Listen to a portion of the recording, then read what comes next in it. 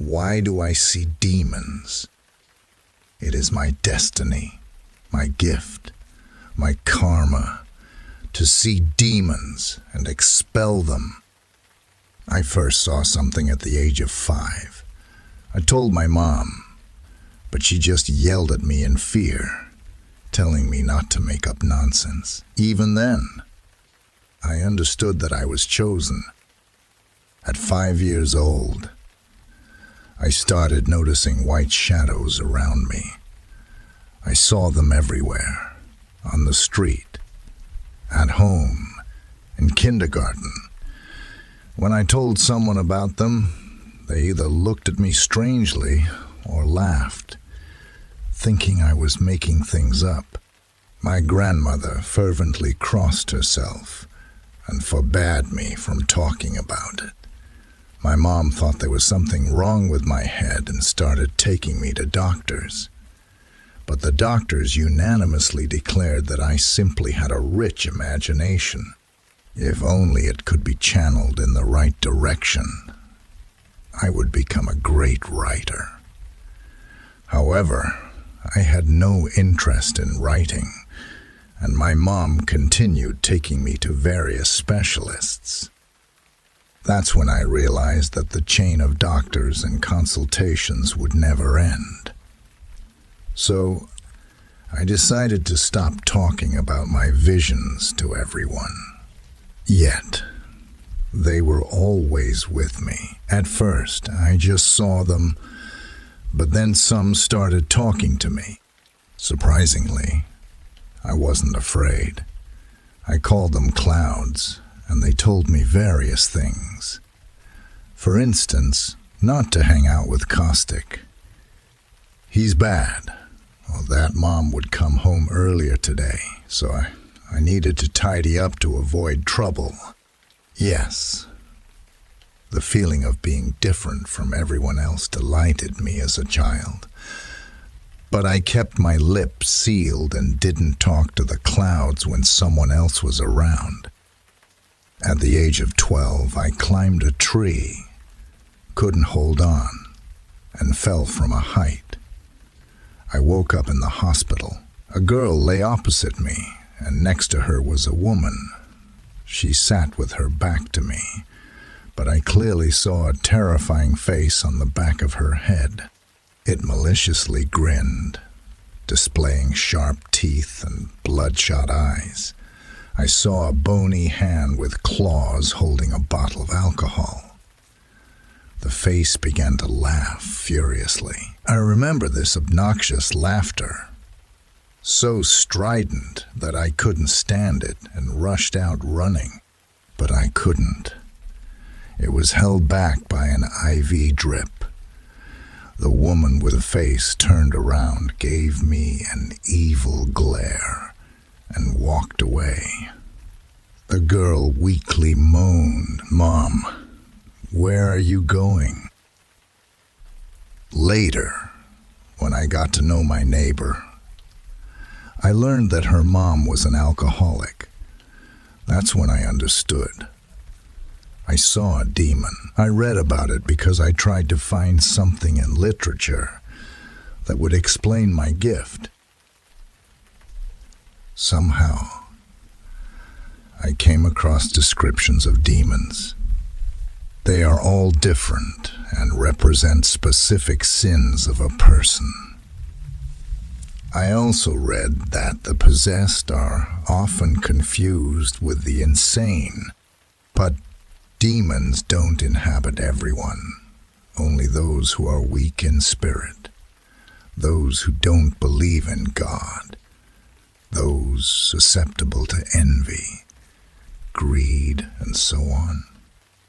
But why did the woman with the demon flee so quickly? And what happened to my clouds? I found the answer to this question 4 years later. During this time, I encountered many more demons. I saw clearly that this man was a pervert with a lustful demon on the back of his head, and this woman was a terrible glutton. Her tenant devoured everything he saw, And all these people, when they saw me, ran away in terror. There was an incident when a man sat next to me in the theater. He was tormented, couldn't sit still, and then ran out of the hall screaming. And I heard a familiar squeaky voice cursing me, not out loud. It sounded in my head. Then I began to realize that it wasn't people who were afraid of me. It's the demons living in people who are afraid of me. So my purpose is to scare them. Well, that's silly. I pondered about it as I walked out after that unfortunate concert. I sat in the park wondering why all this was happening and what it meant. Because you are chosen, I heard a voice next to me. The bearded old man eerily resembled a druid. "Pardon me," I exclaimed in surprise. "Your destiny is to exorcise demons, but you are still young, and your power has not fully awakened. In 2 years, you will understand and know what to do. Well, farewell."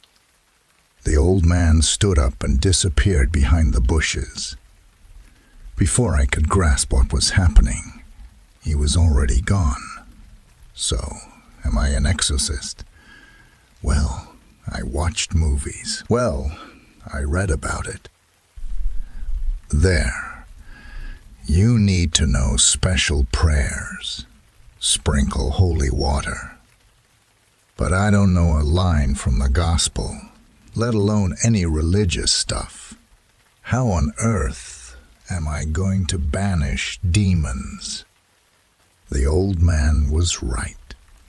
As soon as I turned 18, a clear instruction resonated in my head. I won't vocalize it. I'm not allowed to do that. When I learned how to deal with demons, it felt like a huge burden lifted off my shoulders. Imagine seeing an entity that torments a person, mocks them and their family, ruins lives, and commits terrible deeds. But you can't help in any way. You know that this demon will drive a man to madness. In a fit of rage, he will cut his wife's life short. And this entity will force a man to get behind the wheel and run over children at a bus stop. Some people may have not just 1, but 10 demons. You can save lives, but you don't know how. And now, everything will be fine. My first client turned out to be my compartment mate. Initially, the man, I won't mention his name, foolishly smiled upon seeing me. I locked the door, quickly gagged him because I knew he would scream loudly. I placed one hand on his forehead, the other on his chest, and did what was written in the instructions. The man writhed, groaned, and I was more afraid that people would gather than the reluctant demon. Leaving his body, he spewed curses, tried to yell, bared his teeth, and reached for me with hooked hands. But I didn't back down. Then I saw my clouds. How delighted I was. I hadn't seen them for a long time, and during that time, they had grown significantly. The clouds surrounded the demon and pulled him out. He darted towards the window, somersaulted, and dissipated in the air. The man lay unconscious. In my head, I heard. No one heard anything. I understood that my clouds were my guardian angels. They did everything to keep the ritual secret, ensuring the demon wouldn't harm me or the person. The man woke up. He looked at me strangely and couldn't understand where he was going.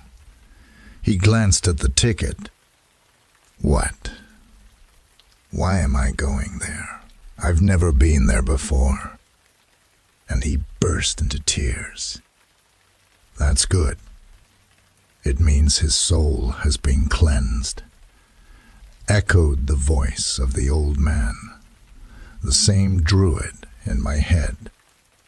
Skipping all the details, I'll say that we stayed in touch with that man.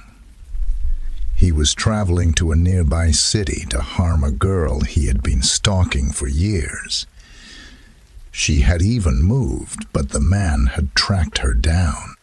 I won't even list his plans for this girl. He discovered all of this from the notes in a notebook. I never kept a diary, the man told me, but here I found one and was horrified. He thanked me profusely. At first, he didn't believe, but he put two and two together and couldn't shake off the shock for a long time. There were many more clients, and the flow continues to this day. My reputation has spread throughout the region and beyond. Typically, it's the relatives of the possessed who seek my help, because the possessed never come to me on their own. It's disheartening when you visit someone who drinks, and there's no demon. Or they claim a person is behaving strangely, but they're diagnosed with schizophrenia. Unfortunately, such cases make up 90s, but those are no longer my concerns. Mine are to save the lives of thousands of people.